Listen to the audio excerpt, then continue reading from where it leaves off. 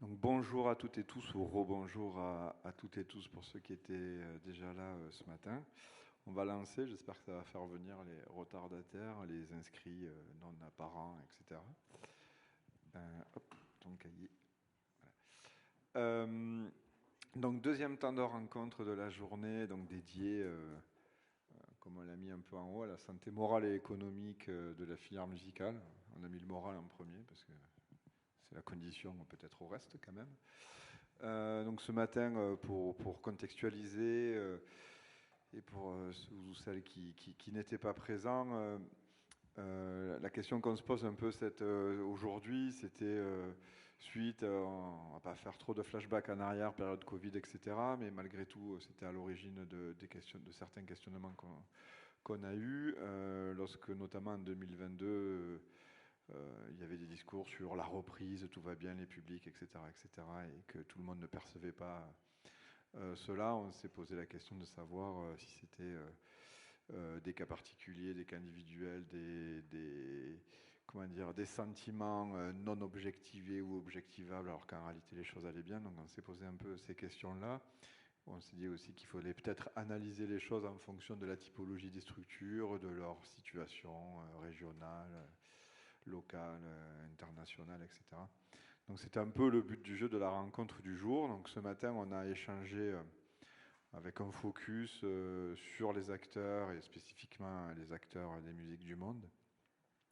Et l'idée de cet après-midi, c'était d'élargir la focale en ayant pour le coup les organisations, c'est-à-dire qui représentent les acteurs, certaines catégories d'acteurs, et du coup qui ont une vision un peu méta des situations des uns et des autres, pour avoir cet échange un peu sur qu'est-ce qu'il en est à ce jour de la filière musicale, avant Covid, post-Covid, et puis 2022-2023, on commence à être loin quand même maintenant de cette crise, donc qu'est-ce qui s'instaure, les politiques publiques elles changent aussi, quels en sont les effets euh, bénéfiques ou délétères, c'est à voir, etc. Donc voilà, donc cet après-midi nous avons par ordre alphabétique toujours Alban Coquerel qui est directeur de la FMDT, donc Fédération des acteurs de musique et danse traditionnelle, Boris Collin qui est coordinateur des collaborations intersectorielles à la FEDELIMA, la Fédération des lieux de musique actuelle,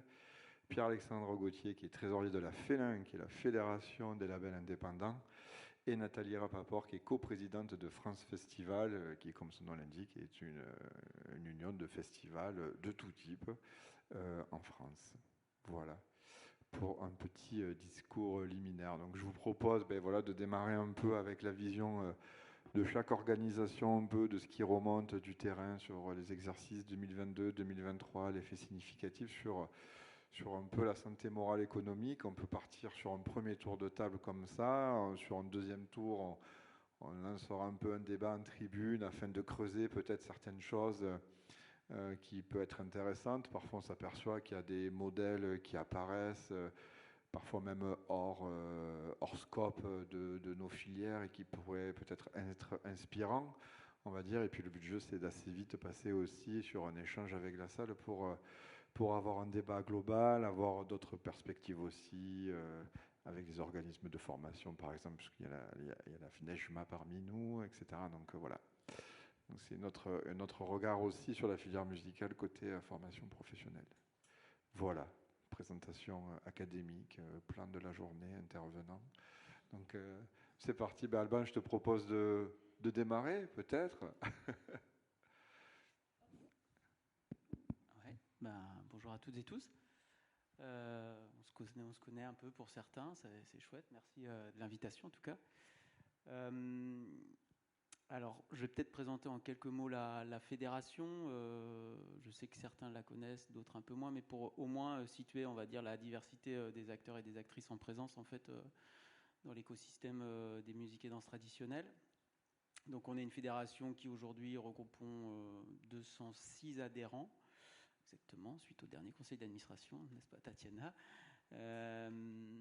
avec des acteurs, disons, qui embrassent, mais un peu comme je crois Zone Franche, à la fois des acteurs qui sont sur le champ de la transmission, l'enseignement. Donc on pourra en parler. Je pense qu'on pourra croiser aussi le regard avec la FNEJMA sur cette dimension-là. Donc quand je dis enseignement, transmission, c'est école de musique associative, conservatoire, pôle d'enseignement supérieur. On a 3 pôles d'enseignement supérieur qui sont adhérents à la fédération, notamment avec qui on travaille sur la question de la professionnalisation et de la reconnaissance aussi voilà, des artistes musiciens, musiciennes en musique traditionnelle sur les questions de DE, des diplômes d'État, des NSPM. Là, on est en train de réfléchir à un CA musique trad avec le Conservatoire national de Paris. Donc il y a ce segment-là, plus institutionnel, j'ai envie de dire, qui est porté aussi avec les politiques publiques du ministère. Et puis les écoles de musique plus associatives, qui est un autre segment dans ce champ de la transmission et l'enseignement. Mais ça fait partie d'une dimension du maillon de l'écosystème qui est au sein de la fédération. On a un autre pendant d'acteurs et d'actrices qui sont vraiment sur le champ de la création, de la production, de la diffusion, le spectacle vivant. Hein, c'est la grande partie quand même des adhérents de la Fédé.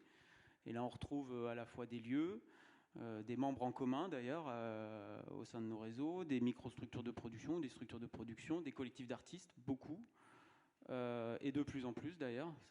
Cette forme en collectif, même si ça reste des associations, est quand même quelque chose qui s'auto-organise et se met en place. Des festivals, il y en a des représentants dans la salle, de différentes natures et avec différents modèles économiques d'ailleurs. Et puis on a un autre pendant dans la fédération qui sont les acteurs de la documentation, des sources et de la collecte. Donc en fait, c'est des acteurs qui sont plutôt sur le champ, enfin qui historiquement, c'est ce qu'on appelait des centres en région, les centres régionaux de musique et danse traditionnelle, qui avaient cette mission qui était confiée dans le cadre de leur cahier des charges. Et l'ensemble de ces centres ont donné naissance à la fédération. Donc cette filiation sur le champ de la documentation, des sources, de la collecte, embrasse, on va dire, les questions de fonds sonores, de collectage, et aussi d'enjeux autour du patrimoine culturel immatériel. Donc là, on retrouve en fait sur ce segment-là aussi des acteurs qui sont sur le champ de l'ethnomusicologie et de la recherche, avec ce qu'on appelle les ethnopôles. Alors les ethnopôles, c'est une reconnaissance que porte l'État, et notamment la DGPA, la Direction Générale des Patrimoines, sur des acteurs voilà, qui portent des projets à dimension scientifique et culturelle pour permettre on va dire, de travailler ou de mettre en travail des enjeux autour du PCI. Alors à titre d'exemple, pour être très concret, les dernières années, on a beaucoup travaillé il y a 10 ans sur la question du FESNOZ, puisque ces acteurs-là, en fait, font remonter les fiches d'inventaire pour leur permettre de se faire reconnaître ces communautés patrimoniales dans ce qu'elles portent en termes de dynamique autour de valorisation de ces patrimoines vivants. Et donc ça a donné lieu à des expressions sur les territoires. Il y a eu le travail autour des polyphonies corses, il y a eu le travail autour du goka, etc. C'est plutôt intéressant parce que ça raconte aussi des choses sur des communautés patrimoniales qui portent aussi des objets qui les mettent en travail sur ce qui fait leur identité et puis ce qui fait aussi leur relation avec les autres. Voilà, grosso modo. Alors peut-être pour donner la réalité des acteurs et du terrain, je ne vais pas revenir, je crois que vous en avez discuté un peu ce matin, mais je vais dire qu'on est dans un contexte quand même qui est un peu de transformation, de mutation, voire de bifurcation, de manière un peu large. Puisqu'en fait dans notre écosystème et dans l'endroit où on reste, les acteurs et les actrices qu'on représente restent sur des modèles sur des modèles socio-économiques qui s'inscrivent largement sur le champ de l'économie sociale et solidaire, dans le sens où les modèles économiques sont alimentés par une dimension, un triptyque d'économie plurielle, à la fois sur un champ lucratif, le marché, comme les lieux qui vendent des places ou comme des festivals qui vendent des places, etc. Une dimension de lucrativité, de non-lucrativité et de réciprocité avec un engagement bénévole qui est très très fort. Et en même temps une dimension plus redistributive d'économie, de la redistribution à travers la subvention et la consolidation de leur mission d'intérêt général, qui fait qu'en fait, à un moment donné, quand ce triptyque-là, et quand il y a un des piliers du triptyque qui disparaît, et notamment, enfin qui disparaît en tout cas, qui s'amoindrit, je pense notamment au principe d'engagement public, en fait, qu'on peut avoir à travers si ce n'est le soutien de l'État ou en tout cas le soutien des collectivités territoriales, on voit bien que ça met à mal l'écosystème, quoi. Donc je crois qu'on est un peu dans ce moment-là de manière un peu macro, et puis avec deux autres sujets que j'aime quand même amener sur le paysage, qui est la question de la concentration. Je ne sais pas si vous en avez un petit peu discuté, mais quand même on voit poindre, c'est les échanges qu'on avait avec la Félin et avec la Fédélima et avec plein d'autres sur justement ce qui se passe par rapport à une mécanique économique, on va dire, où l'affirmation de la concentration reste quelque chose d'important, et notamment dans le champ musical. Et il y a un deuxième aspect qui, moi, m'importe beaucoup et qui importe beaucoup la Fédé, c'est la question démocratique à travers les logiques de financiarisation associative, mais aussi de repli des libertés associatives. Je sais qu'on a un certain nombre de remontées de terrain, en tout cas dans notre écosystème, sur les remises en cause parfois de la subvention à travers le contrat d'engagement républicain. C'est des petites choses comme ça, mais en fait, tous ces signaux sont plutôt inquiétants dans ce que ça nous raconte sur le moment qu'on est en train de vivre dans un champ large du spectacle vivant, quoi. Après, pour revenir, réinscrire le propos à l'endroit de la FMDT, alors je me suis sur le champ de l'enseignement, la transmission, pour avoir une lecture un peu à cet endroit-là, que ce soit les écoles de musique ou les circuits plus légitimés, on va dire, par l'État sur le champ des conservatoires, des pôles d'enseignement supérieur, etc. Moi, je ne vois pas trop de problématiques dans le sens où il y a plutôt une aspiration et un souhait des personnes à la découverte musicale. Donc, du coup, les écoles de musique vont plutôt bien, si ce n'est un non-réengagement des collectivités territoriales sur ce segment-là, ni une hausse, ni une baisse, mais en tout cas une stagnation, avec des difficultés parfois sur certains territoires, et notamment on a fait ce travail-là dans le cadre du Printemps de la Ruralité, là, le grand raout sur la ruralité qui a été porté par la ministre de la Culture, pour essayer de spécifier, et la problématique principale qui ressortait, c'était la question des enseignants, des problématiques de recrutement des enseignants, donc des transmetteurs, et aussi les questions de mobilité en fait de ces enseignants pour leur permettre de jouer leur rôle sur ces territoires où il y a beaucoup besoin de prendre la voiture, etc. etc. Bon, voilà, à cet endroit-là, c'est plutôt ça qu'on a repéré, qu'on a vu, et qui est plutôt des complexités d'ordre inflationniste, on va dire, mais il y a plutôt une consolidation et un renfort. Mais j'aimerais bien avoir le regard de la FNEJMA là-dessus. Et j'aborde pas la question plutôt du champ professionnel, de la certification, etc., qui est un autre endroit. Sur le champ qu'on connaît, je pense qu'il va animer nos débats, de la création, la production, la diffusion. Il y avait, pour venir ici, je me suis replongé dans le rapport qu'on avait fait. Je ne sais pas si Sébastien vous l'aviez diffusé, mais le rapport à l'écoute du monde, un travail qu'on avait porté avec Zone Franche et avec l'État pour essayer de faire un certain nombre de constats sur différentes entrées.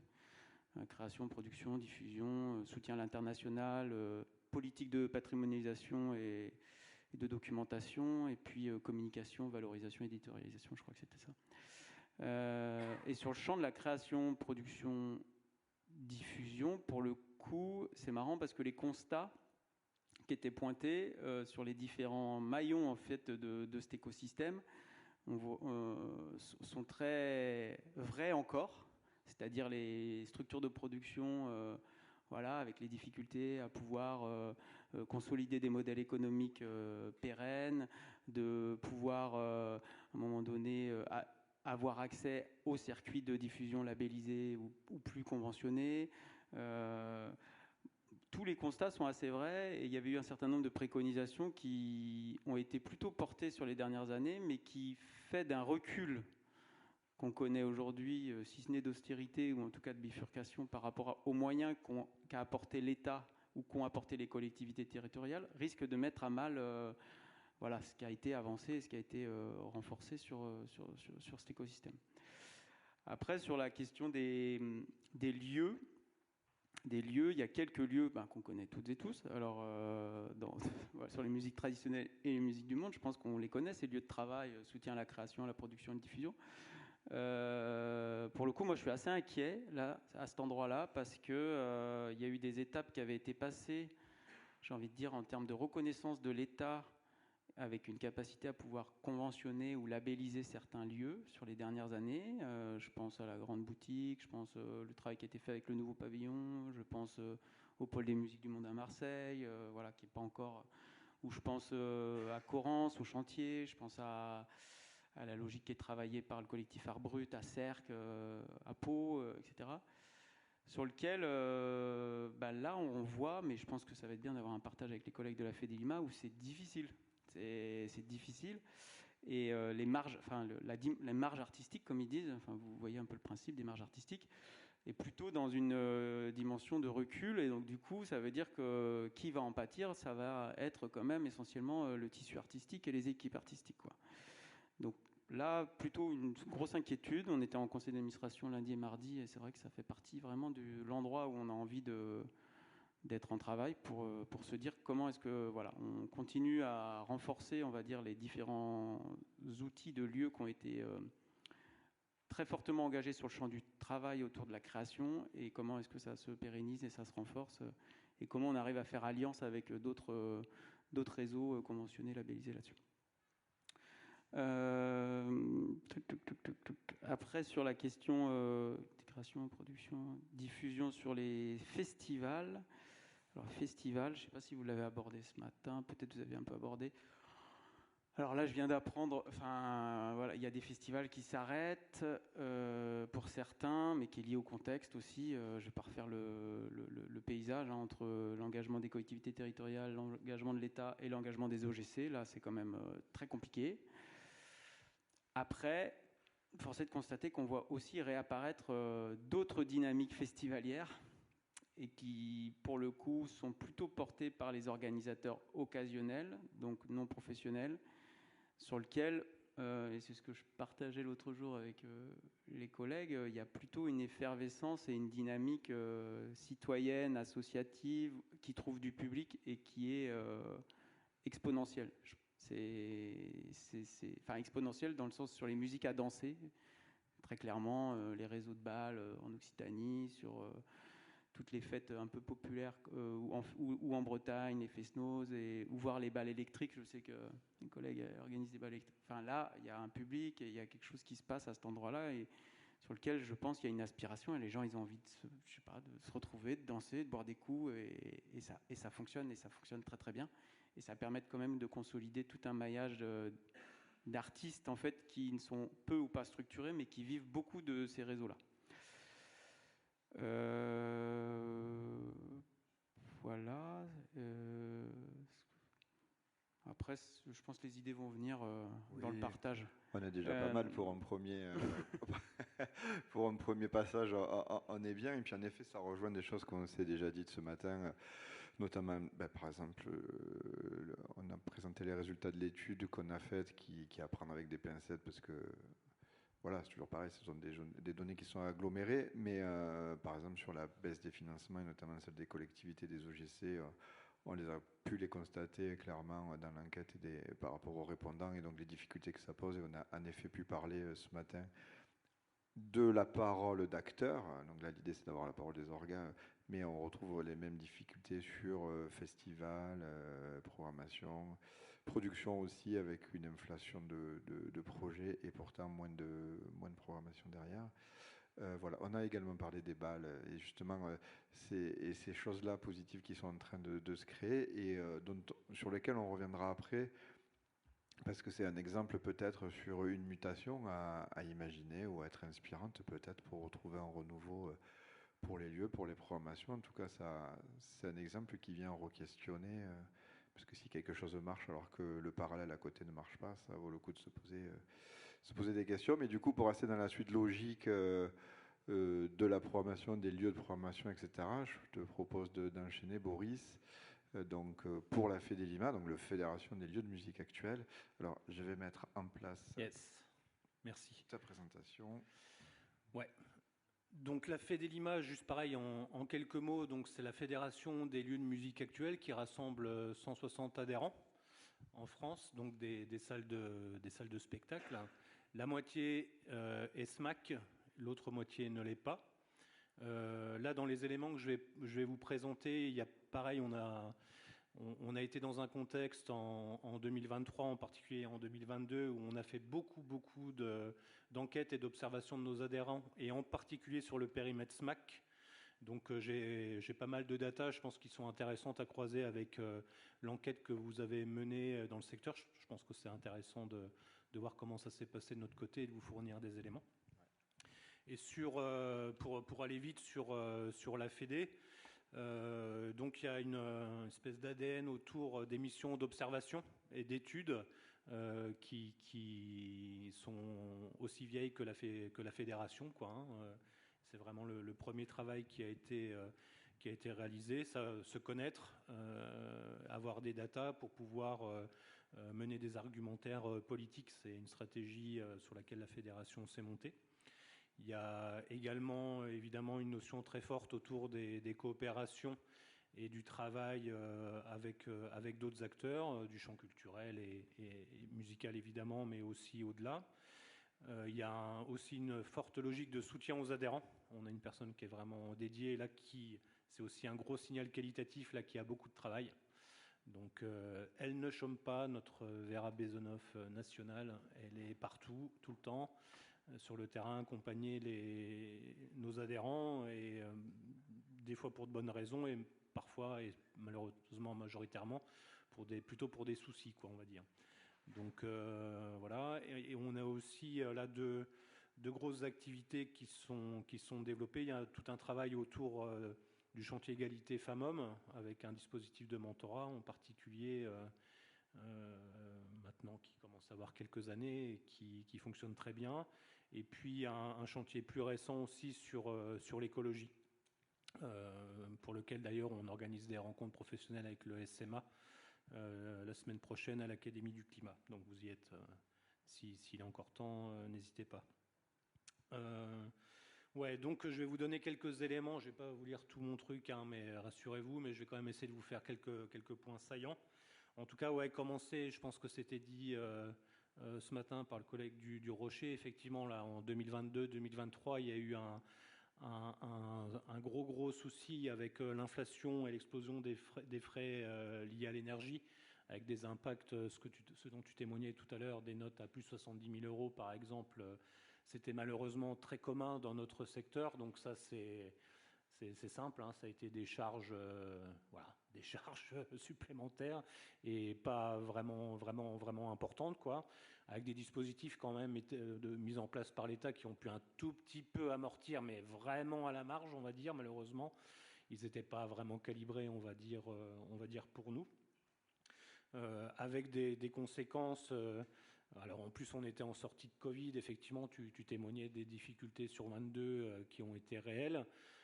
Et après, si on dresse un paysage, effectivement, sur 23 et le démarrage, on a des messages, on va dire, un peu paradoxaux, avec des lieux qui témoignent vraiment d'une vraie reprise en 23-24, et ce dont tu te faisais écho, et peut-être plutôt dans les métropoles, et peut-être les lieux de taille un peu significative, on va dire, quand ça commence à être dans des jauges au-delà de 600 places, par exemple. Donc on va dire les lieux, pour nous, qu'on considère moyens et assez grands. Là, ça fonctionne plutôt pas mal, quoi. Et par contre, les petits lieux, réelle difficulté. Je pense que les lieux qui sont en dessous de 300 places et qui sont comme JC dans certaines zones en banlieue ou en milieu rural, là c'est vraiment plus difficile, quoi, et que sur les esthétiques de découverte et d'émergence, c'est difficile, quoi. On voit quand même un mouvement où tout le monde du milieu, là, les artistes pas de niche qui font 100-150 et pas les gros qui font plus de 600, là au milieu ça galère quand même en vrai, je pense, voilà. Et du coup dans un contexte général de rétrécissement, alors je parle de rétrécissement, mais en fait il n'y a pas de marge artistique dans notre secteur. En gros, il y a plus de la moitié des lieux qui ont des marges artistiques négatives, donc ça veut dire qu'ils doivent gagner de l'argent avec les concerts. Donc ça, je pense qu'il faut vraiment, et dans les SMAC, hein, je parle, hein. Donc on ne parle même pas des lieux qui ne sont pas labellisés, qui sont dans des difficultés qui sont encore supérieures. Donc quand il faut gagner de l'argent avec les concerts, ça interroge évidemment avec la cohérence, avec un cahier des charges qui oblige, et à juste titre, à faire de la découverte et de l'émergence. et cette difficulté économique. Donc il y a eu un gros travail réalisé avec le SMA tout au long de l'année dernière pour essayer de demander un soutien accru qui a été obtenu en fin d'année, et on peut vraiment s'en féliciter. Ça a permis quand même de soutenir les structures, mais on est encore dans une économie générale très fragile, quoi. Donc il y avait ce fameux... et puis évidemment, on est un peu... en étant les lieux de diffusion, et si on ne va pas bien, ça impacte quand même pas mal autour de nous, quoi. Avec les autres structures avec qui on coopère, et puis avec les structures de production, évidemment, et avec les artistes. Donc je pense qu'on est un des maillons de la chaîne, on est loin d'être le seul, mais on est sur un rôle charnière avec les festivals, avec les diffuseurs, de toute façon, sur comment va le reste, quoi. Si tu peux passer après, je vais essayer de voir ce que j'avais mis après. Ouais, dans les causes des difficultés, donc il y avait ce que je disais, l'augmentation des frais d'énergie, et puis on a eu effectivement, dans ce contexte d'inflation aussi, des NAO. Donc les NAO, c'est les augmentations des frais de personnel, donc qui impactent les économies des structures. Ça veut dire qu'à moyen constant ou en baisse, par contre, les frais de personnel ont sensiblement augmenté, quoi. Parce qu'évidemment, il faut que les salariés puissent suivre ce chemin inflationniste. Et donc, à juste titre, les salariés demandaient à avoir leur salaire augmenté, ce qui est tout à fait évidemment normal. Même chose pour les artistes. Sauf qu'encore une fois, quand les subventions stagnent et que les recettes baissent, à un moment, ça fait un effet ciseau et ça coince, quoi. Donc ça, c'est quand même aussi un élément hyper important. Là, j'avais quelques chiffres sur l'augmentation des charges énergie. Vous voyez plus d'un doublement des charges d'électricité en 2022, quand même, plus 120%. Enfin, je pense que c'est suffisamment impactant pour se rendre compte. Et 85% pour le gaz, quoi. Donc ça encore, c'est de l'argent clairement qui part en fumée, qui ne va pas dans le projet artistique et culturel des lieux, quoi. Sur les constats qui avaient été faits aussi, des constats d'augmentation des frais artistiques, des frais de production, les hôtels qui augmentent, les gens qui sont, j'entendais des gens qui sont plutôt spécialistes du secteur de la production qui témoignaient de toute façon de ce contexte inflationniste général. Il se répercute aussi chez nous. Et puis certains aussi ont eu des pertes de recettes propres. Et donc effectivement, dans les calculs qu'on fait, nous, la totalité des subventions de fonctionnement, vous voyez, sur la période 2013-22, sur 10 ans, plus 3%. Et on est par contre, je pense que c'est JC qui disait ça ce matin, des subs qui se maintiennent ou qui augmentent un petit peu. Mais quand on est dans un contexte d'inflation à 13 et qu'on augmente de 3, en fait, on perd 10. C'est très simple. Donc, on est dans ce contexte-là, quoi. Et encore une fois, juste avec le focus... avec le focus des SMAC. Donc voilà. Après, je vous donne quelques éléments sur, pareil, pas très... Je vais malheureusement continuer dans les constats pas très sympas, quoi. Donc là, en lien avec il y a Maxime qui est là pour, je le salue, pour la DGCA. Il y a aussi eu un travail mené récemment là pour voir un peu comment les résultats des exercices comptables en 23 et les prévisionnels 24. Et donc, voilà, c'est quand même... vous voyez, je vous laisse les 60% des structures, déficit en 23, à hauteur de 50 000 euros. Donc, c'est ça quand même le constat. Donc ça, c'est pas bon. On est sur des structures...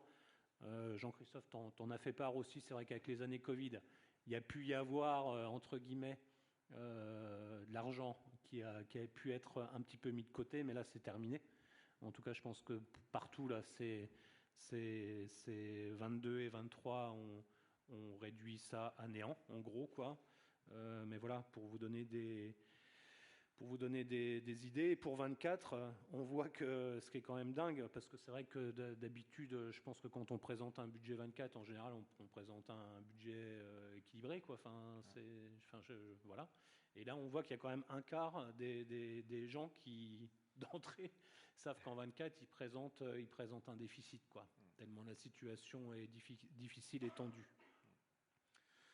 En 22, on était quoi? Ouais, comme tu disais, 22, c'était pas top non plus, puisque donc 45% des structures, déficit de 78 000 euros.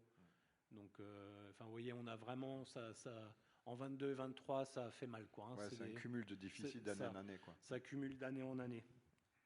Avec toutes les problématiques qui vont aller derrière de trésorerie, c'est etc. Ça. Et puis qui s'amplifie d'année en année, le fait que ça répond pas, que quand les producteurs appellent, les programmateurs font le mort, bah ouais, il y a aussi des questions bêtes et méchantes de capacité, quoi.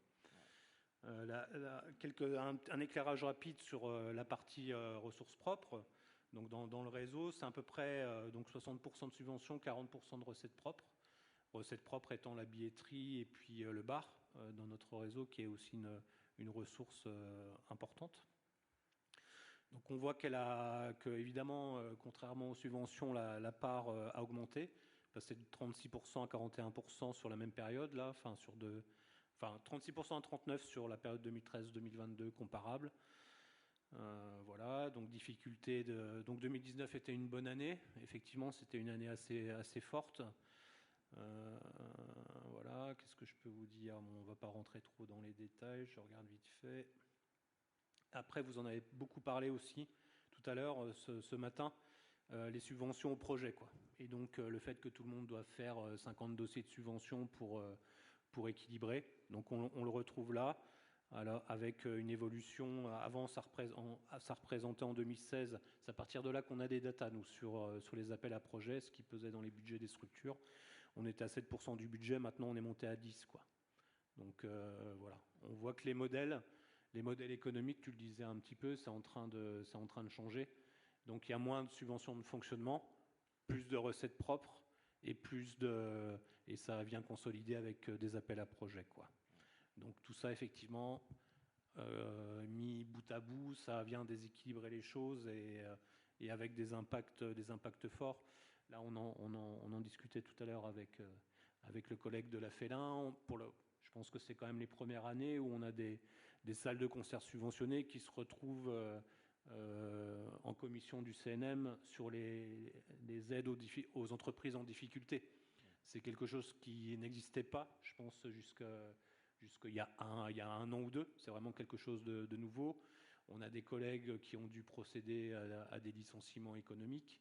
On a des collègues qui, en fin 2023, pourtant par exemple en mode de gestion établissement public, ont complètement arrêté toute leur programmation en club, donc en jauge de petite capacité, pour être que sur de la diffusion en grande salle et pouvoir générer de l'économie.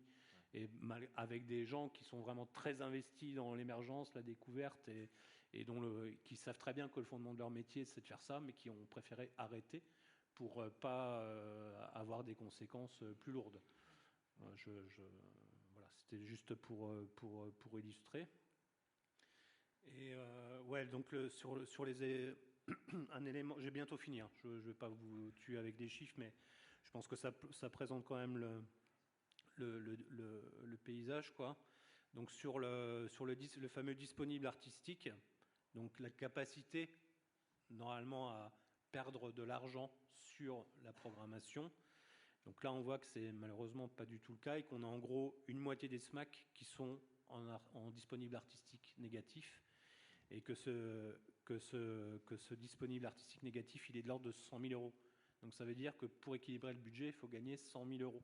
Voilà. Donc on n'est pas loin finalement d'une économie de marché et privée, pour ce qui doit évidemment interroger, quoi. Voilà. Tac. Si on ramène sur l'ensemble des SMAC, on est sur un moins 17 000 en 23.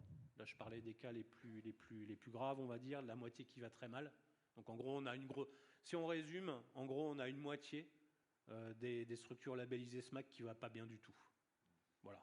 Si on résume, et puis l'autre moitié qui s'en sort bon an mal an, pas trop mal. Mais c'est à peu près ça quand même si on taille à la hache.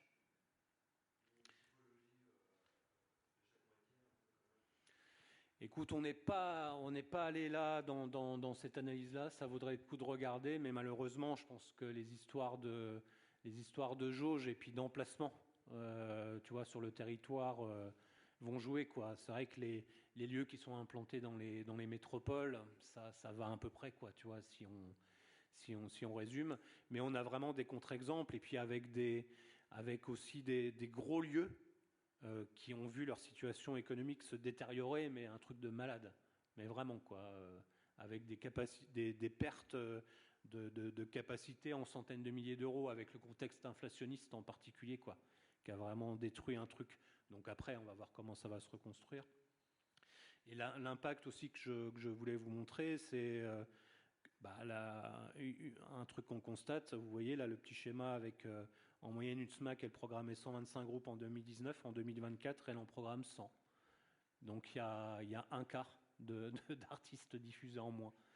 Et je ne sais pas si vous avez vu, là j'ai vu, il y a un article dans Télérama là, de cette semaine, où côté secteur spectacle vivant subventionné, ça annonce du moins 40, moins 50% de diffusion d'artistes. Donc on est quand même dans cette tendance-là. Alors je m'excuse de brosser ce tableau vraiment nul et pas très réjouissant, qui fait écho à des échanges que vous aviez ce matin, mais c'est ce qu'on constate, quoi.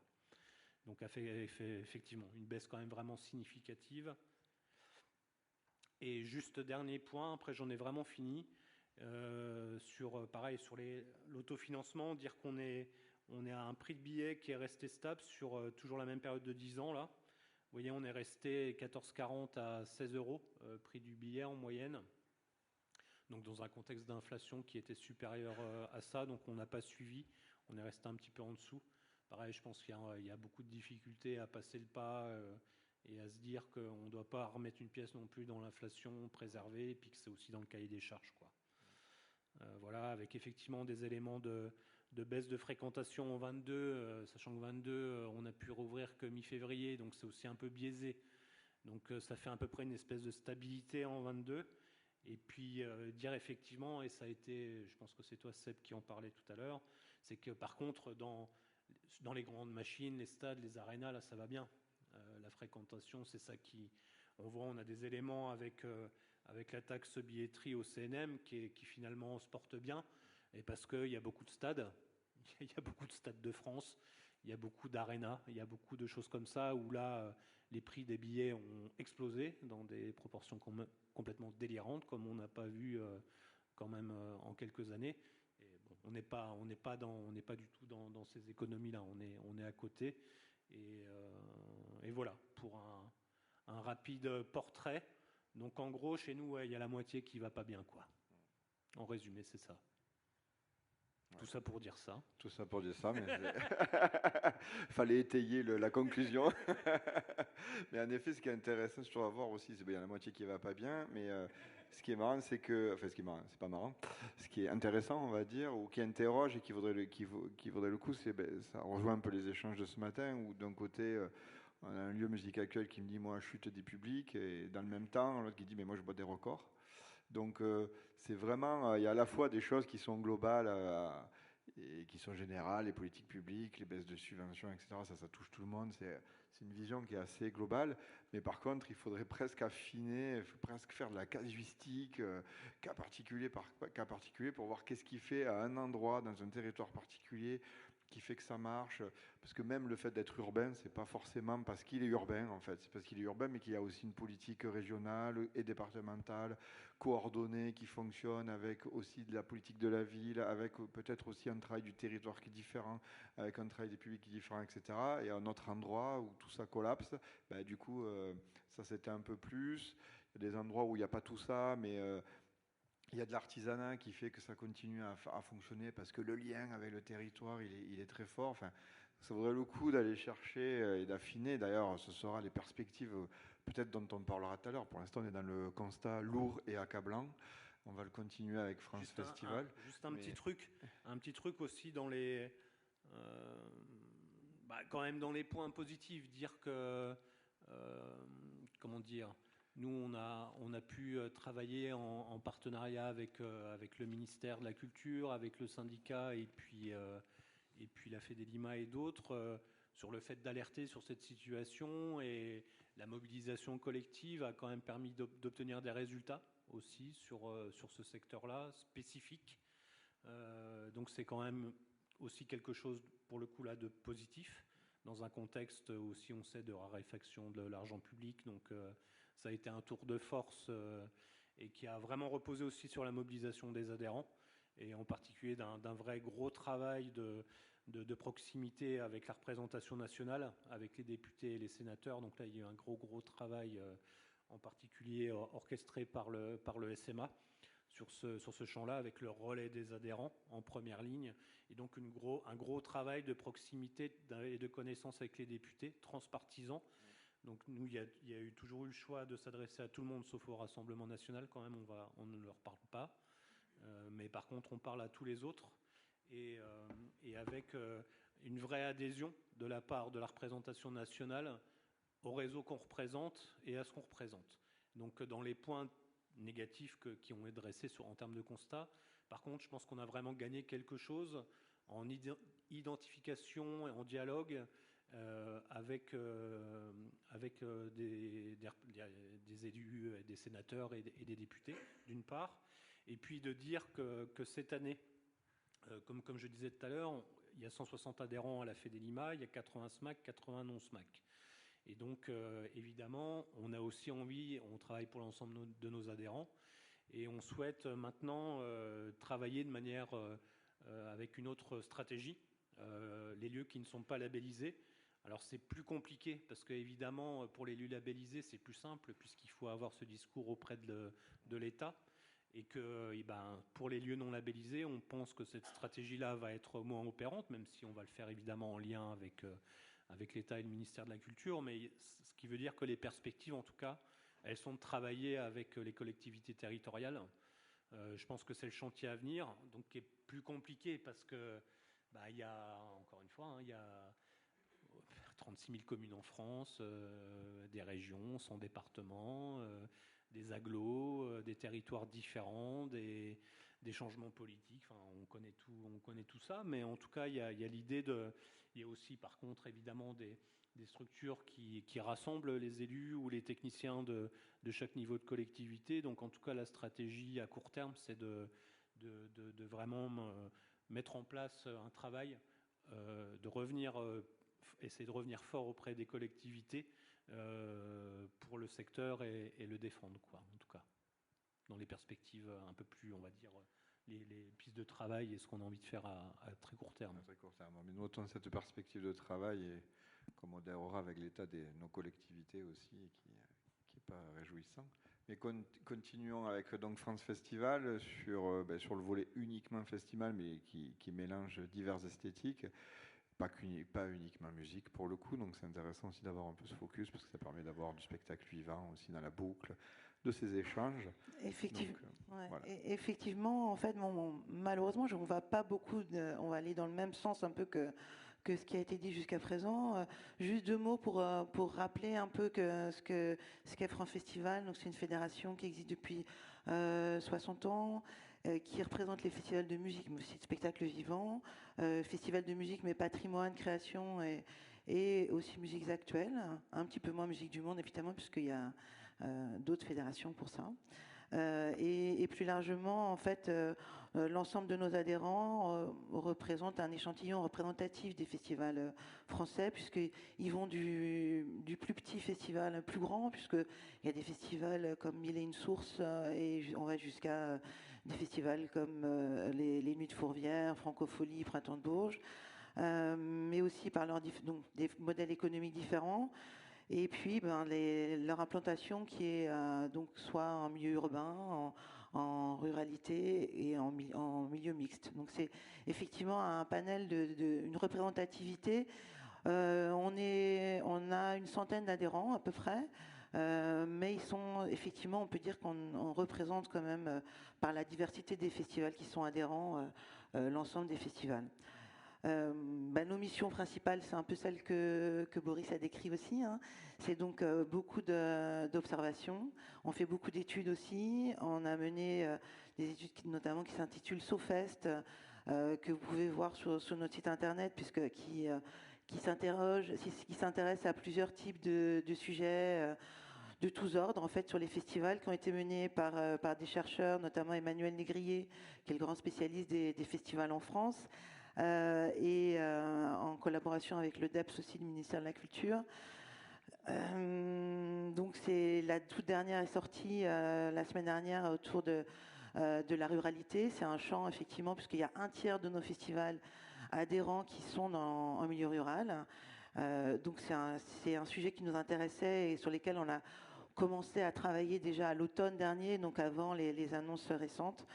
Voilà. Et puis évidemment, on accompagne nos adhérents, comme l'a dit Boris, et puis on a aussi une mission de représentation auprès des pouvoirs publics et des différents autres acteurs du secteur. Voilà. Donc c'est une petite présentation rapide de France Festival. Sinon, en fait, je vais effectivement le bilan 2023, il est assez contrasté aussi pour France Festival. Mais plus du côté, en fait, en coupant entre la fréquentation et le milieu et les bilans économiques, parce que la fréquentation 2023 a été vraiment très bonne, puisque 2 tiers des festivals qui ont été sondés ont connu une augmentation de leur fréquentation, compris, c'est là où on voit l'échelle, le grand spectre de nos festivals, puisque ça va entre 70 et 32 000 personnes, de l'augmentation de la fréquentation. Pour ce qui est du budget, en 2023, il y a 36, donc un peu plus d'un tiers des festivals qui ont un budget en hausse par rapport à 2022. Cette hausse est comprise, là encore, entre 10 et 508 000 euros. Donc c'est toujours, on a toujours un peu ce spectre un peu large, en fait, donc mais qui est intéressant, en fait, aussi pour ça. Il y a effectivement une stabilité pour un tiers aussi des festivals. Et puis, malheureusement, il y a un tiers des festivals qui ont eu un budget en baisse en 2023 par rapport à 2022. La baisse, elle est comprise entre 9 500 et 700 000 euros, avec une médiane à 53 000 euros. Donc, c'est voilà. Et c'est selon les organisateurs, c'est l'inflation des coûts, les cachets des artistes, l'énergie, la technique, l'hébergement, le transport. Et souvent pour nous, en fait, l'impossibilité d'augmenter le tarif des billets, enfin le prix des billets. Mais aussi la baisse des subventions, la baisse des partenariats privés et le mécénat, le report d'un déficit existant, la baisse des ressources de billetterie, bon, c'est assez large, hein, les aides au GC et évidemment, comme vous l'avez aussi dit, les conflits avec certains conflits avec les collectivités locales.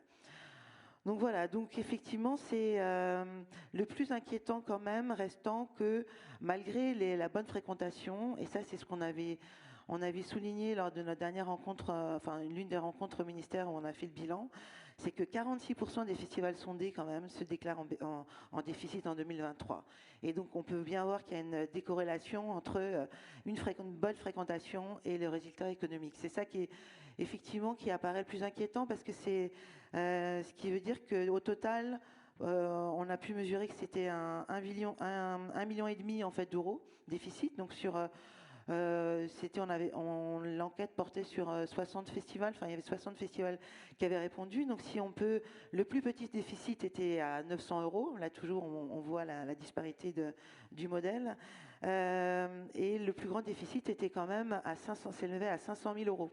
Donc, c'est considérable. Et la médiane était à 25 000 euros. Voilà.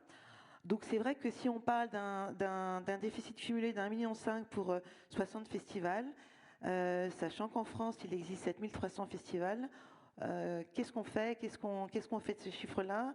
On n'ose pas trop extrapoler, mais vu ce qui se passe ailleurs dans le milieu, on peut se dire quand même que la situation, elle est quand même très, très difficile quand même, malgré tout. Même si, comme je vous l'ai dit, il y a des éléments quand même de satisfaction, notamment la fréquentation, parce que c'est vrai qu'on pourrait être très très très inquiet s'il y avait une désaffection, comme ça peut être le cas dans certains modèles qu'a décrit Alban tout à l'heure, où on voit qu'il y a une difficulté dans certains endroits en fonction de l'implantation pour faire venir du public. Mais malgré tout, il y a un vrai problème sur le modèle économique et sur le financement en fait des festivals. Voilà. Une dernière chose, c'est que, comme vous l'avez dit les uns et les autres, c'est le budget artistique en fait qui est impacté, puisque il y a 65% de nos adhérents qui envisagent et qui ont mis en œuvre en 24 et qui mettront en œuvre en 24 une réduction de leur budget artistique. Voilà. Donc là encore, c'est vrai que même si les festivals ont entre guillemets l'avantage et de ne pas avoir d'ordre de marche en fait trop important, c'est vrai que malgré ça, l'inflation concernant tous les autres coûts fait que c'est encore la marge artistique qui est touchée. Donc voilà, les perspectives pour 2024, c'est toujours un petit peu compliqué pour nous d'avoir déjà des idées, mais c'est vrai que la saison des festivals a démarré là en mois de mars. Les premiers retours qu'on a de nos adhérents, puisqu'on a fait une AG fin mars, était que la fréquentation a été vraiment très bonne. Après, effectivement, il faudra faire les comptes au fur et à mesure. Les locations de billetterie, enfin les réservations sont bonnes aussi, et on verra. Mais c'est vrai que la difficulté, elle vient vraiment non pas des dépenses qui sont toujours bien contenues, bien maîtrisées, mais effectivement plutôt des recettes, et notamment non pas les recettes de billetterie, mais les recettes en fait liées aux subventions, qui sont pas les recettes liées à la perte aussi de financement liées au GC, organismes de gestion collective, et puis le mécénat, qui pour nos festivals constitue quand même un montant non négligeable, et c'est vrai qu'avec la crise économique qu'on vit tous, les entreprises, elles sont quand même moins inclines à venir soutenir la culture, et voilà, ça crée effectivement des situations de déficit prévisibles. Et là, la nouvelle qui est tombée hier, c'était que le Festival d'Aix-en-Provence, qui est l'un quand même d'un des fleurons des festivals actuels, là, accuse un déficit en 2023 très important, de plusieurs millions. Bon, certes, ils ont un budget de l'ordre de 28 millions d'euros, mais malgré tout, c'est quand même un signe qui est inquiétant, parce que ça veut dire que la dépendance au mécénat, qui est souvent une dépendance réelle donc on parle vraiment d'une autre économie, hein, mais c'est une économie réelle en fait pour une grande part de nos adhérents et des festivals. La dépendance au mécénat, elle est très fragilisante, parce que en fait, elle n'est pas maîtrisable, et quand on commence à engager les artistes et à monter des programmations, on ne sait pas en fait quel sera le montant à la fin global du mécénat qu'on aura pu rassembler. Alors on a des visibilités plus faciles avec les subventions, puisqu'on a des conventions triennales, voire des conventions d'objectifs et de moyens, mais c'est vrai que la part importante de nos budgets qui vient des partenaires privés, elle fragilise beaucoup nos adhérents et le secteur. Voilà. C'est pas des superbes nouvelles là, que je vous annonce non plus. C'est pas des informations très réjouissantes. Qu'est-ce qu'on peut dire pour 2024? C'est effectivement les points positifs, c'est quand même la collaboration déjà oui, c'est ça, la collaboration entre nous, qui est quand même importante. Le fait que on a quand même en France des artistes qui sont vraiment qui ont une créativité très importante, et donc on peut aussi s'appuyer là-dessus, et il faut qu'on arrive à convaincre en fait qu'on arrive à voir comment est-ce qu'on peut réviser nos modèles économiques ensemble, tous ensemble, parce que je pense que c'est l'ensemble de la filière qui doit travailler ensemble pour montrer l'importance de la culture, et qu'on se retrouve pas à devoir encore batailler. Enfin, on va se retrouver à devoir batailler comme au début du Covid, où on va dire que la culture est importante et qu'il ne faut pas tout laisser au marché pur et dur, quoi. Je pense que c'est ça qu'il faut garder en tête. Voilà. Oui, pour être positif, on dit souvent que la créativité naît de la contrainte, donc a priori, je pense qu'on va avoir beaucoup de créativité à venir. Non, mais je sais que c'est ce qu'on peut se dire. C'est facile de dire ça, mais c'est vrai qu'on a quand même la chance, quand on regarde à l'extérieur de nos frontières, d'avoir quand même des subventions, enfin un montant de subventions et d'aide publique quand même important. Et je pense que faut quand même le garder toujours en tête, parce que quand on travaille quand on parle avec nos collègues à l'étranger, on voit quand même il y a quand même beaucoup d'argent public en France. Il y a beaucoup d'argent, donc c'est vrai que la situation elle est compliquée et que les modèles sur lesquels on a fonctionné, il faut qu'on les revoie sans doute un peu. Voilà. Oui, et puis comme on disait tout à l'heure, mais on va arriver aux pistes des solutions, on va finir le tour de table, mais il y a aussi peut-être d'autres modèles du coup sur lesquels s'inspirer ou d'autres manières de travailler. On parlait dans la préparation un peu de ces scènes invisibles là qui sont en train d'apparaître, etc. Donc c'est peut-être des choses sur lesquelles il faut aller creuser et s'inspirer. Peut-être que le secteur de la culture, je vais faire un peu de provoque, c'est un peu trop institutionnalisé lui-même finalement, et peut-être qu'il faut aller retrouver l'énergie. Non pas du désespoir, mais du départ, c'est-à-dire du terrain, etc. Peut-être interroger des choses comme ça.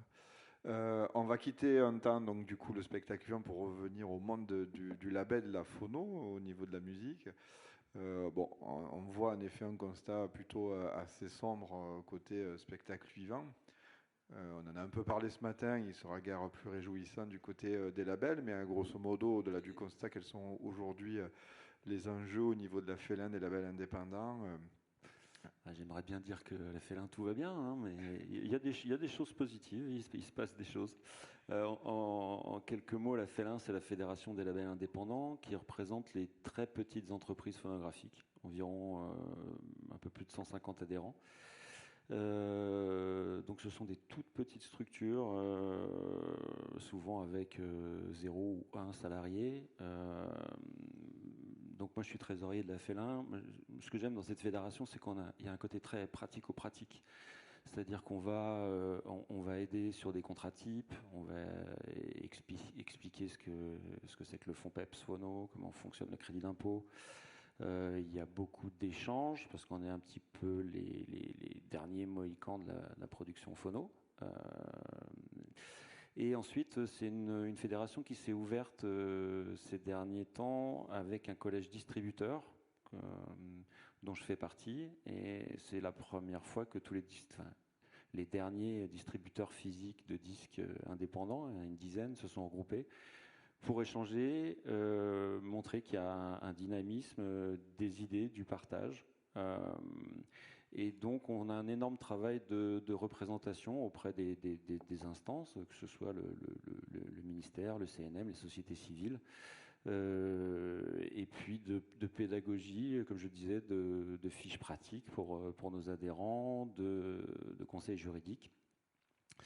Voilà, après avec des initiatives intéressantes comme Redisco, là on travaille sur du recyclage de disques, qui est une des premières initiatives sur le recyclage discographique. Il y a eu MEWEM, mon mentorat féminin, qui a bien fonctionné maintenant, qui sort un petit peu de la Félin. Voilà, après, sortie de la Félin, nous, sur la partie phono, on traverse une période qui commence à être assez longue, assez agitée, hein, avec le streaming. La bonne nouvelle, c'est qu'on a réussi à taxer le streaming et financer le CNM. Ça, c'est une bonne nouvelle pour moi. Maintenant, reste à pouvoir discuter de comment va être collectée, répartie cette taxe. Et je pense que là, on a tous un travail à faire. Je ne veux pas être redondant avec ce que j'ai dit ce matin, mais grosso modo, il y a la taxe streaming d'un côté, mais les rémunérations liées au streaming qui sont un enjeu majeur pour les esthétiques que vous représentez ici. Comment créer ou recréer une économie avec le numérique. Et c'est là où les échanges avec les collègues sont extrêmement intéressants parce que tout se croise. En fait, on questionne aussi le disque. Moi qui suis distributeur physique, je pense qu'il ne mourra jamais. Après, il ne sera plus comme il était avant, mais on continuera à acheter des objets et à acheter du disque. Et il faut aussi développer la partie numérique sur laquelle on n'est pas très adapté. On a parlé vite fait ce matin, ou même à midi, le fait que maintenant, sur les plateformes de streaming, c'est le single qui a pris le pas et qu'on est encore dans une logique de financement d'albums liés aux droits voisins, etc., etc. Mais je pense qu'à un moment, il va falloir aussi qu'on se pose les questions liées au marketing. Donc là, la Félin, pour ça, nous, on a des échanges entre professionnels. On s'aperçoit aussi que les niveaux de compétences phonographiques, hélas, sont un petit peu en chute libre parce que forcément, j'entendais toute la journée le volume de travail administratif de chacun d'entre nous sur les dossiers. Sur le phono, c'est pas piqué des hannetons quand même. Entre les contrats d'artistes, entre la garantie de rémunération minimale, entre les métadonnées, etc., etc.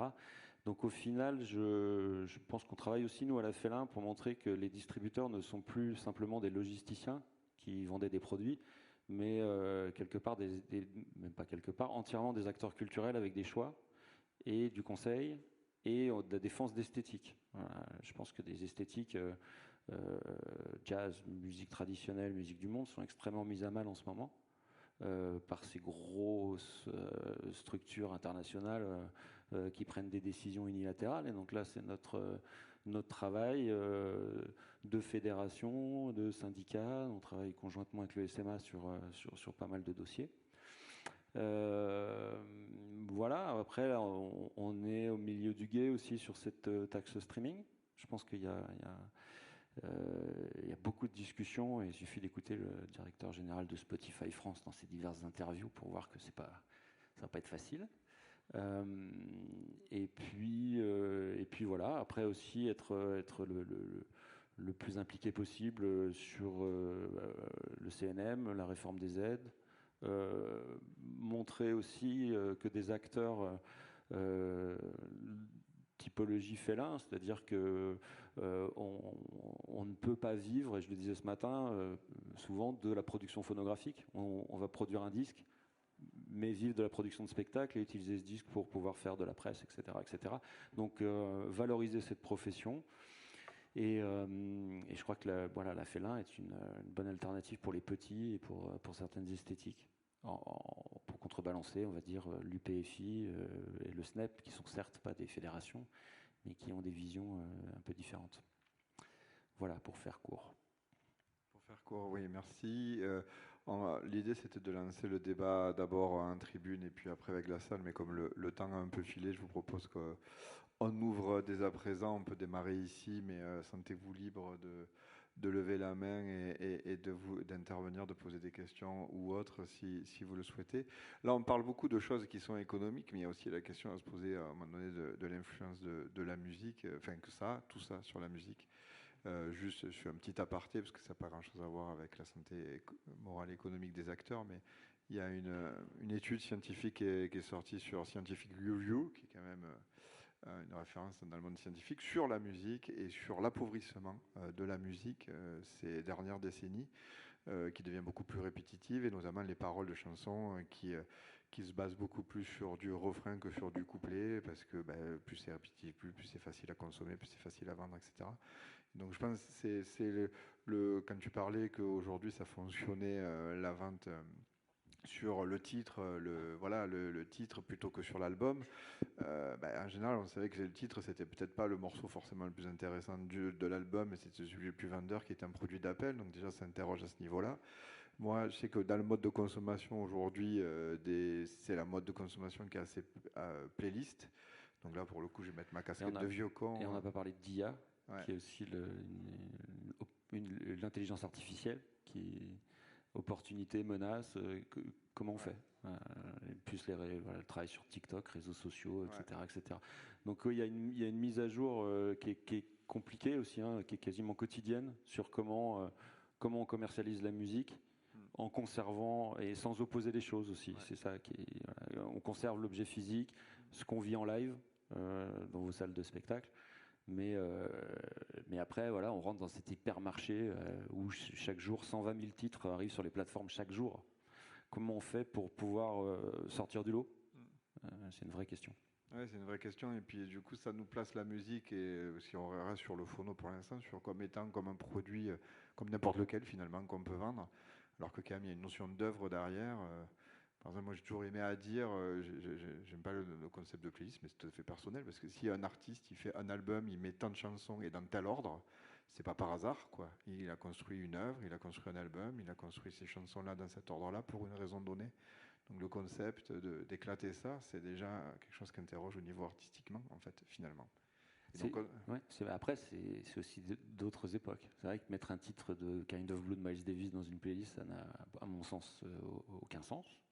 Mais maintenant, est-ce qu'on peut réinterroger notre façon de travailler aussi pour repartir sur de l'œuvre par œuvre en faisant des choses les plus intelligentes, si ce n'est intellectuelles, voilà, faire quelque chose et pas sombrer sirène de la consommation et essayer de faire des choses juste pour les faire, parce qu'on a un petit peu cette sensation par moment, quoi. Voilà, donc n'hésitez pas si vous voulez intervenir. Oui. Et puis on va essayer aussi d'imaginer, parce que juste deux petits mots avant que vous preniez la parole, parce que là le constat il est assez accablant, mais on voit aussi quand même qu'il existe des choses.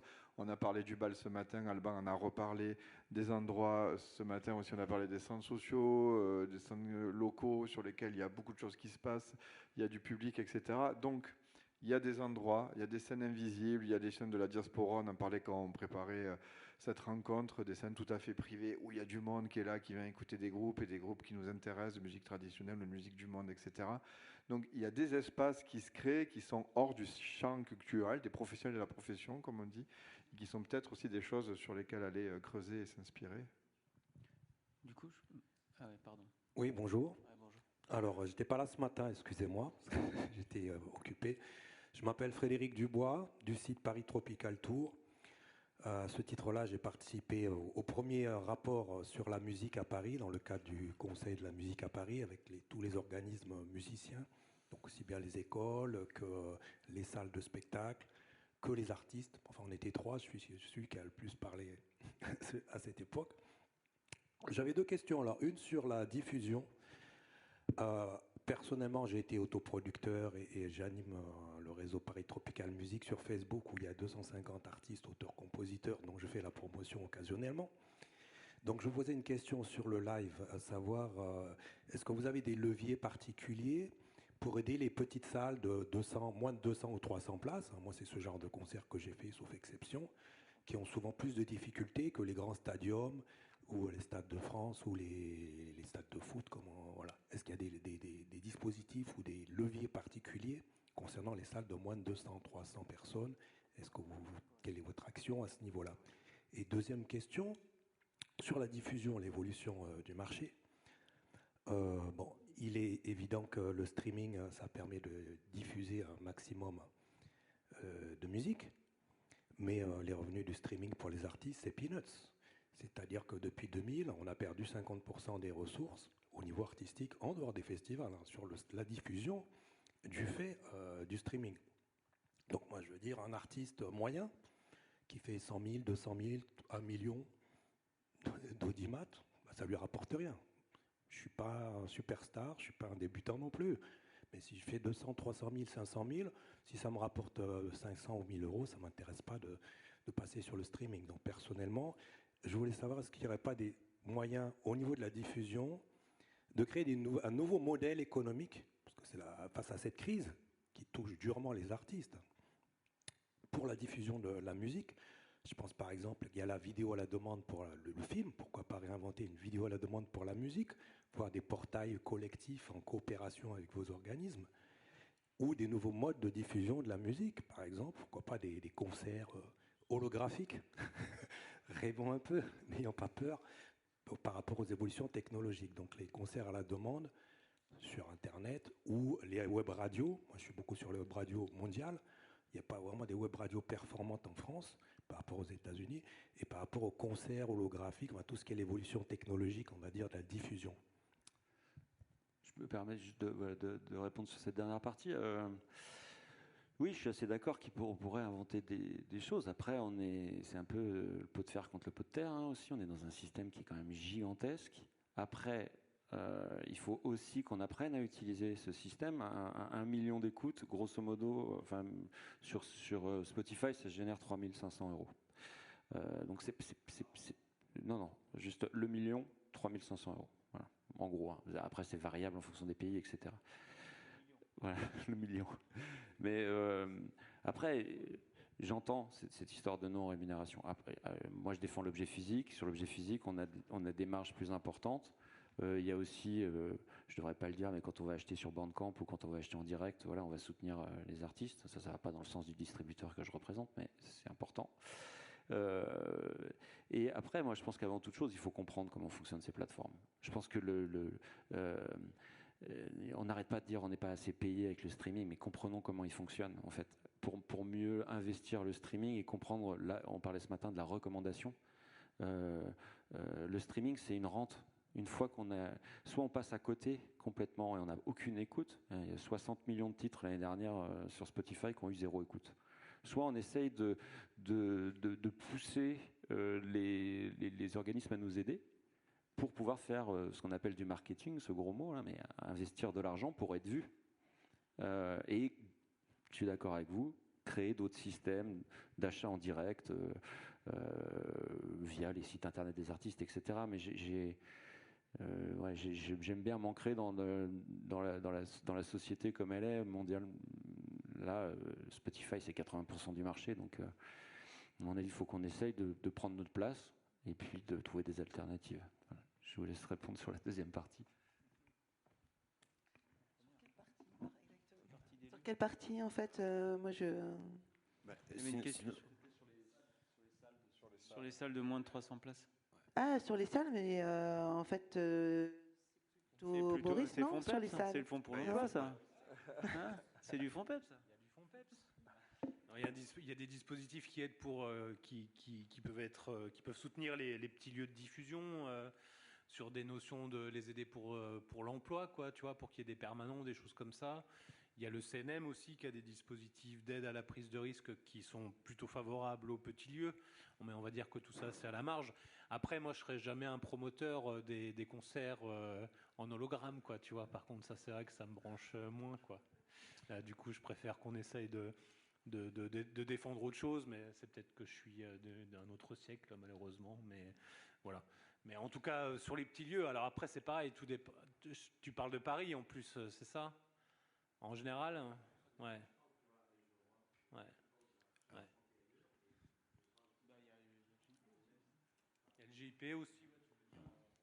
Sur l'emploi, notamment sur le circuit des organisateurs occasionnels pour soutenir l'emploi artistique, il y a quand même le deuxième fonds d'ailleurs qui est plutôt intéressant du groupement d'intérêt public, qui est le GIP Café Culture. Il y avait un premier fonds sur les cafés qui permet en fait de prendre en compte les cotisations en fait liées à l'emploi direct d'artistes et qui permet aussi de vraiment pouvoir permettre d'avoir des équipes qui sont diffusées ou programmées dans des crèches, dans des MJC, enfin dans des lieux où la dimension culture, enfin où le spectacle vivant n'est pas une mission prioritaire, quoi. Moi, c'est des petites choses, mais en fait, en discutant avec le GIP, on voit bien que ça permet aussi sur des bassins de vie et des territoires, je crois qu'ils fonctionnent très très bien en Occitanie, de pouvoir vraiment renforcer en fait la place des artistes, musiciens, musiciennes aussi dans ces endroits de vie, quoi, en fait, les cafés-concerts, etc., qui sont d'autres endroits peut-être moins visibles et lisibles, mais qui sont des endroits très importants en tout cas pour pouvoir permettre à beaucoup d'artistes, musiciens, musiciennes de vivre, quoi. Je voudrais revenir sur le fonds PEPS, parce que c'est pas à la marge pour les petits lieux de moins de 300 places ou de moins de 500 places, parce qu'il y a donc le fonds PEPS. Alors je connais plus l'acronyme, mais c'est le fonds pour l'emploi pérenne dans le spectacle vivant, un truc comme ça, plus ou moins. Et que mine de rien, en tout cas pour un petit lieu comme le Tamanoir de moins de 300 places, c'est vraiment maintenant aujourd'hui un facteur déterminant dans notre économie. Alors c'est une aide sur l'emploi artistique sur le plateau, donc soit c'est pour l'employeur, donc soit nous on peut être des fois employeur en faisant des contrats d'engagement, soit c'est le producteur, le tourneur qui va être l'employeur, mais dans la négo que moi j'ai, dans l'économie même du tourneur, je lui dis tu vas récupérer 400, 500 euros du fonds PEPS, si tu veux, parce que là voilà, ton prix de session il va être trop cher pour moi, donc on va couper la poire en deux sur le fonds PEPS, c'est-à-dire que c'est vraiment quand même bout à bout sur une année, c'est vraiment pas négligeable, en tout cas pour les petits lieux. Ça, c'est vachement dangereux aussi, ce que tu dis là. Ouais, c'est-à-dire mais c'est une réalité. Quand tu es producteur de spectacle et qu'une salle de spectacle te dit je te déduis le fonds PEPS, si tu as un crédit d'impôt, je te l'enlève, etc. Ah non. Si jamais ça disparaît, ouais, non, mais c'est pas ton cas, mais si c'est mon cas et je suis pas d'accord avec toi d'emblée, mais on va en parler. mais en tout cas, c'est vrai que si on s'habitue systématiquement à avoir ces tristons de fonds PEPS sur certains petits lieux, Parfois, ça peut être problématique sur nos niveaux de rentabilité, hein, purement et simplement, quoi. J'entends, mais c'est et je respecte vraiment. Non, Voilà. Mais en même temps, c'est une aide pour l'emploi dans les petits lieux, donc elle doit à un moment ou à un autre être considérée, voilà. C'est une aide pour l'emploi du salariat, en fait. Ouais, mais cette aide, elle évite de faire du black. Hein, et le GIP, c'est aussi génial pour ça. On sait qu'un bar pourra jamais faire des déclats à 3-4 musiciens. Donc, sauf erreur, tu fais 2-3 dates et ça te permet de faire un cachet, c'est ça, hein, où toutes les dates sont payées, une seule sont payées. Ouais. Nickel. Et sinon, pour les concerts holographiques, mais voilà, notre métier, c'est le spectacle vivant et c'est le lien entre les artistes et le public. Voilà, mais bon.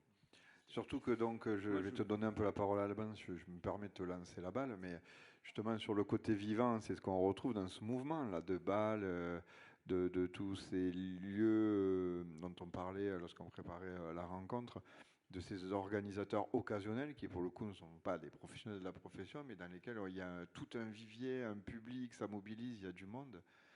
Donc on retrouve l'essence du spectacle vivant à cet endroit-là. Est-ce qu'il y a des choses qui sont inspirantes à ce niveau-là? Ah oui.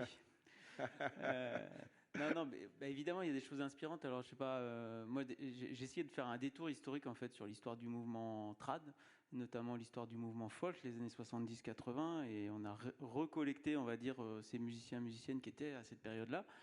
Et sur la période qu'on vit aujourd'hui, il y a des, on va dire des militants bâtisseurs, des folkeux historiques qui remettent en fait, qui ressoulignent le fait qu'il y aurait peut-être un revival, quoi, en fait, ou un revival, je sais pas comment on dit, sur cette partie-là du milieu trad, ou cette dimension-là du milieu trad, qui est plutôt le milieu folk, en fait, et avec une véritable aspiration, en fait, et aussi un tissu de création très importante où il y a des artistes musiciens, voilà, qui sont en effervescence et qui sont aussi en prise avec des territoires et qui se reconnectent dans des tissus de coopération qui font que ça trouve un public, en fait, ça trouve un public de danseurs notamment. Alors je ne sais pas si c'est inspirant, mais en tout cas ça raconte des choses aussi sur...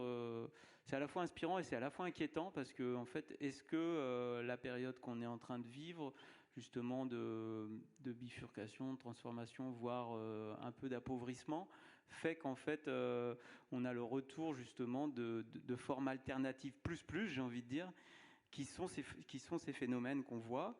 J'en parlais juste à ce midi en parallèle. On voit aussi le phénomène dans une autre dimension de guinguettisation. C'est un peu dur à dire, mais c'est la réalité. C'est qu'en fait, les lieux sont vides, mais en fait, on va sur le bord de n'importe quel fleuve ou ruisseau autour de chez nous. On hallucine en fait du fait d'avoir justement des gens en famille qui viennent avec une petite scène proposée, etc. Les gens restent, etc. Ça raconte aussi quelque chose sur peut-être ce que les gens souhaitent ou veulent aujourd'hui. Pareil pour les clubs d'ailleurs. Pour les clubs, on va à 11h ou 23h, minuit dans un club à Nantes, c'est rempli de monde. Et ça pose des questions en tout cas sur ces démarches qui sont assez invisibilisées à la fois par la puissance publique quand même globalement. C'est pas dans le viseur à la fois du ministère de la Culture ou des collectivités territoriales, mais en tout cas ça mobilise beaucoup de gens et puis ça crée des circuits qui sont très alternatifs, quoi. Donc ça, c'est un signal faible, mais qui est peut-être à regarder de près en fait sur ce que ça raconte, à la fois sur la manière dont les gens s'ancrent sur leur territoire, sur les artistes, comment ils vivent aussi à leur endroit de proximité et comment ça infuse en fait des manières aussi de faire culture, j'ai envie de dire. Après, il y avait un autre aspect que je voulais aborder, c'est que sur les 15-20 dernières années, quand même, et pour être sur des choses positives, c'est qu'on n'a jamais vu autant de coopérations diverses et variées, à la fois entre nos organisations. On a aussi j'embrasse tout le monde, mais il y a eu aussi une responsabilité des acteurs et des actrices à pouvoir renforcer les enjeux de structuration professionnelle avec la création en effet du syndicat qui est le SMA pour représenter en fait cette typologie d'acteurs d'entreprises collectives associatives inscrits dans le champ de la musique, qui fait qu'en fait on arrive à aussi peser ou être en discussion sur une dimension de démocratie sociale qui est quand même une dimension éminemment importante, parce qu'on sait que si on veut discuter, si on veut arbitrer, si on veut amender, si on veut réguler, si on n'est pas sur le champ de la représentativité, on pèse rien. On le voit nous-mêmes en tant qu'organisation société civile organisée, j'ai envie de dire, entre nos réseaux, c'est qu'en fait, on peut dire ce qu'on veut, force est de constater qu'on n'est pas représentatif de quoi que ce soit. On ne pèse pas sur les branches de la démocratie sociale et sur le champ du travail. Donc en fait, on peut dire ce qu'on veut en termes de préconisation de propositions, c'est assez faiblement écouté. Même si on a un ministère de la Culture qui est, et je regarde Maxime, qui nous écoute beaucoup, mais qui n'a pas beaucoup de poids sur tout ça. Non, mais c'est des réalités. Et en fait, ce qui est hyper intéressant, c'est qu'il faut aussi se dire qu'est-ce qui a été gagné, en fait, sur les 15-20 dernières années. Qu'est-ce qu'on a réussi à gagner? Qu'est-ce qu'on a réussi à renforcer? Et comment, en fait, les réseaux territoriaux musique actuelle, les réseaux Félin, le SMA, la Fédélima, la FMDT, Zone Franche, etc., comment, en fait, finalement, on arrive aussi à tenir ensemble, et je pense que ça va être vraiment les perspectives du temps, enfin, demain et après-demain et après-après-demain, j'ai envie de dire, c'est ça, comment on soigne la relation, comment on soigne nos capacités à faire ensemble et faire que notre archipel, qui a du mal encore à discuter avec d'autres archipels, c'est-à-dire quand je pense d'autres archipels, je pense même aux spectacles vivants, labellisés, administrés par l'État, ou le champ du marché, on puisse avoir des discussions ensemble pour se dire quelle manière on a de pouvoir penser des coopérations économiques horizontales pour pouvoir permettre que tout le monde tienne ensemble et éviter de la casse, quoi, en fait, hein. Parce que c'est un peu quand même la réalité qui est en train d'arriver, quoi. On sait que le ministère de la Culture, on sait que sur le champ administré, des réseaux labellisés, etc., il y a quand même des moyens, on ne peut pas dire le contraire, il y a quand même de l'argent à cet endroit-là, il y a de l'argent de l'autre côté aussi, très fortement, mais du coup, on a des choses à pouvoir, je pense, imaginer pour éviter, en plus que les artistes, les collectifs artistiques, le travail de ce pourquoi on est là, en pâtissent et meurent, entre guillemets, hein, mais ou changent de voie, quoi. Oui, je suis assez d'accord. En fait, moi, ce que je retiens, c'est que vous êtes tous d'accord, finalement, pour dire que c'est pas un problème de fréquentation, vraisemblablement. Il y a des gens dans les salles, dans les festivals. En effet, il faut qu'on reste très à l'écoute de nos publics. Mais ça, je pense qu'en termes de capacité d'adaptation dans le secteur, elles ont été bien mises à l'épreuve pendant le Covid. On sait qu'on est capable de s'adapter. Donc là, moi, j'ai confiance en ça, en notre capacité à évoluer au plus près de nos publics. Par contre, le problème, c'est les financements. Et on est aussi très créatif pour essayer de les multiplier, de faire 50 dossiers par an, etc. Mais il y a un moment, il y a quand même moins de sous. Donc comment on fait ? Et ce que je trouvais intéressant dans ce que vous disiez, c'est une discussion avec les élus qui apparemment a commencé à être très, très, très intéressante, et une visibilité pour faire entendre que là, il ne s'agit plus de projet politique, il s'agit d'un secteur économique entier, transpartisan, là, peu importe de quel bord politique vous êtes, si on ne soutient plus le secteur culturel, c'est un pan entier économique qui tombe, avec des emplois, des entreprises qui vivent aussi grâce à tout ce secteur associatif. Comment faire ce que vous avez démarré vraisemblablement, c'est-à-dire faire comprendre l'importance de ce secteur économique, avant même de parler de diversité, de projets de société, quoi.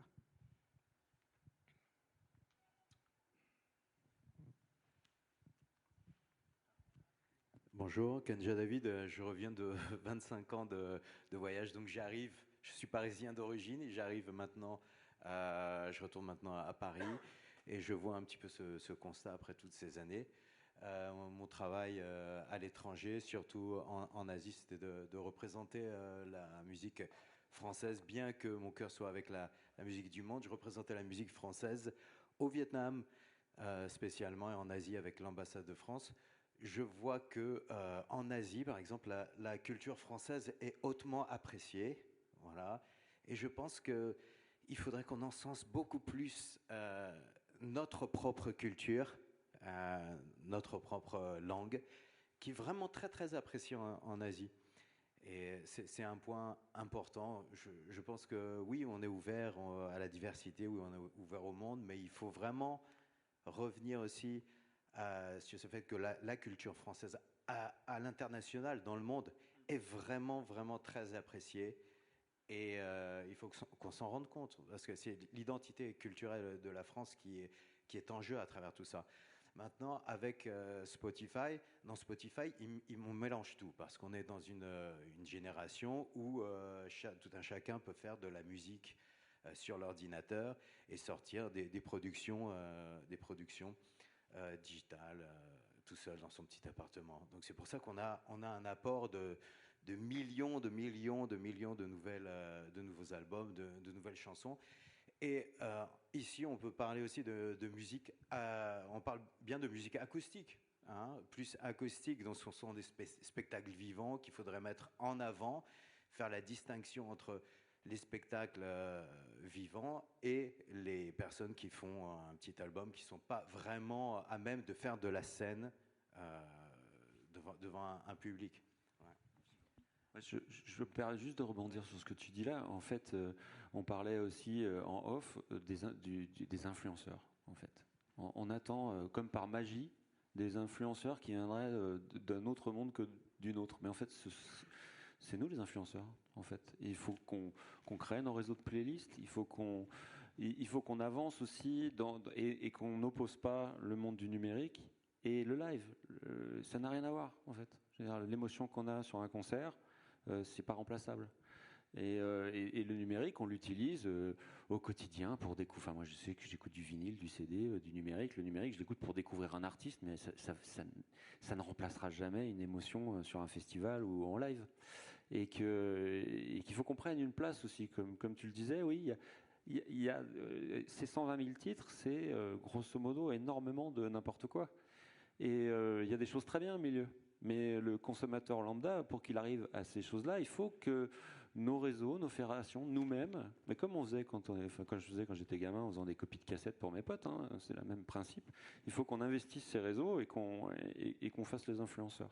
Pour moi, c'est un sujet vraiment très important à l'avenir.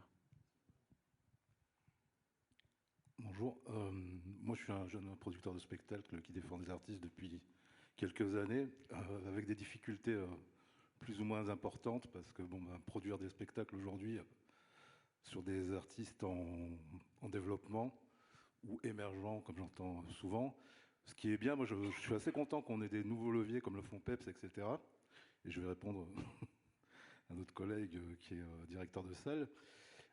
Par contre, ce qui serait pas mal, c'est qu'on aille tous dans le même sens. Moi, j'ai jamais, en vendant un spectacle, demandé à une salle quels étaient ses leviers de financement, etc. Et je pense qu'il ne faut pas qu'on joue sur ce truc-là, parce que le plus important pour nous aujourd'hui, si on a des aides comme le fonds PEPS, c'est aussi de pouvoir réévaluer les cachets des artistes pour pouvoir justement aller dans certaines capacités et pouvoir, dans différents levels d'artistes, de pouvoir les proposer à différentes salles, quoi. Donc voilà, je pense que le fonds PEPS, s'il est utilisé par un producteur de spectacle, c'est tout à fait légitime et c'est pas un levier de négociation quelconque pour la programmation dans une salle, à mon sens. C'est mon avis et je pense que c'est important qu'on joue pas là-dessus, quoi. Enfin, c'est juste pour répondre à ce que j'ai entendu tout à l'heure, parce que ça me fait un peu particulier. Après, au niveau de Spotify, je sais pas, au niveau de la fédération, j'ai une question. Moi, j'ai un problème de plagiat. C'est-à-dire que j'ai pas mal de titres qui sont... parce que j'ai aussi un label à côté. Et j'ai pas mal de titres qui sont, pompés, en fait, copiés, plagiés, avec des noms qui correspondent pas à mes artistes, etc. Et j'arrive pas... j'ai du mal avec Spotify et YouTube pour clearer ça et qu'ils enlèvent de leur plateforme ce genre de titres, quoi. C'est compliqué, quoi. Enfin, quand on discute en off, alors, il y a des services juridiques pour ça et tout, il y a des possibilités. Oui, moi j'aimerais juste intervenir en fait sur ce que vous avez dit tout à l'heure, c'est-à-dire qu'il faudrait regarder avec intérêt, et certes sans doute, hein, les balles, la mise en place comme ça, mais je pense qu'il faut quand même aussi faire attention à garder une différence entre les amateurs et les professionnels, le gratuit et le payant, et je pense que c'est très un peu ça peut être un peu démagogique en fait de trop regarder avec trop d'intérêt le côté des balles, parce qu'il y a quand même des artistes qui passent des années à perfectionner leur art, et dans les balles, les gens vont juste s'amuser, quoi. C'est comme dans les boîtes avant, c'est plus du divertissement. Et je trouve qu'il faut quand même faire attention. Nous, en fait, c'est peut-être aussi parce qu'on vient de. Moi, je viens beaucoup aussi des musiques dites savantes et de patrimoine, mais c'est vrai qu'on est toujours poussé par nos élus à mettre en avant des amateurs sur scène et à les faire jouer. Et je pense qu'il faut quand même faire attention. C'est aussi la multiplication aussi de ce qu'on appelle les tiers-lieux. Enfin, je pense que effectivement, sans doute, on est allé peut-être un peu trop loin dans l'institutionnalisation, comme le rappelait Sébastien, mais je pense qu'il faut quand même garder une vigilance à cet égard, parce que tout ce qui a été bâti n'est pas non plus à rejeter, et je pense qu'il faut faire attention de ne pas foncer dans une sorte de revival de la musique traditionnelle qui serait la panacée et qui serait plus proche des gens, etc. Je voulais juste intervenir là-dessus et sur le fait qu'effectivement on a parlé de la festivalisation de la musique. C'est clair, ça participait sans doute aussi, mais c'était une étape avant le bal comme ça, accessible, gratuit. Je pense qu'il y a une vigilance. Il ne faut pas qu'on fonce, nous, professionnels, trop dans cette direction. En fait, pour répondre, c'est à la fois des signaux faibles et en même temps c'est une réalité sociale et culturelle. Ce qu'il faut savoir, il n'y a pas de la gratuité en fait dans les balles, c'est quand même payant en fait. Les artistes qui sont sur scène, c'est des artistes avec une exigence en termes d'exigence artistique. Enfin, je pense à des Sylvain Barouf, enfin des gens qui ont quand même c'est des artistes plus. Enfin, j'ai envie de dire qui sont passés par les conservatoires, les pôles d'enseignement supérieur, etc. Faut pas réduire en fait à la dimension pratique amateur en fait ce qui est cette réalité sociale, avec une vraie exigence de programmation, avec des gens qui sont des quasi professionnels, en tout cas pas forcément pour les organisateurs, mais en tout cas les gens qui sont sur scène sont des artistes en tant que tels, quoi. Non, je remets pas ça du tout en cause, hein, c'est pas du tout ça. Je sais, hein. Mais disons que il faut le regarder. Et qu'est-ce que ça nous raconte en fait sur le moment qu'on vit? C'est plus ça. C'est le besoin de convivialité, je pense, tout simplement. Hein. On est tous trop séparés les uns des autres, et je pense que c'est vraiment des lieux de convivialité qui manquent. Et c'est peut-être ce qu'il faut qu'on remette dans nos salles, en fait. On parle beaucoup d'expérience spectateur, mais je pense que c'est là vraiment la clé.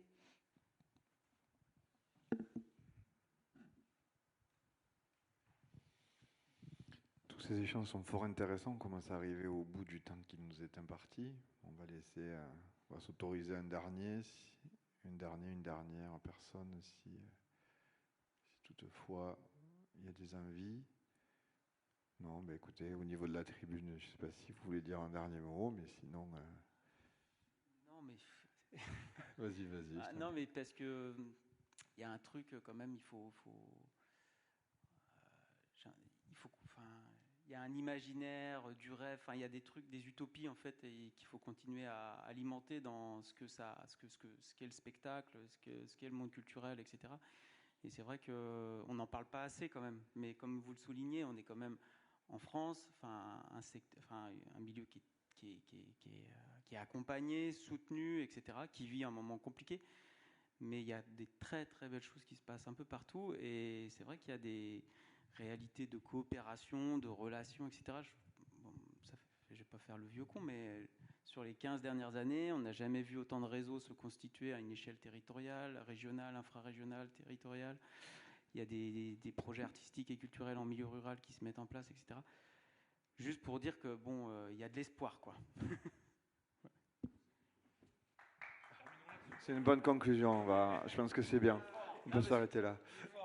Il est fort. Mais je vous remercie toutes et tous pour votre présence, aussi bien en tribune qu'en salle. Merci beaucoup.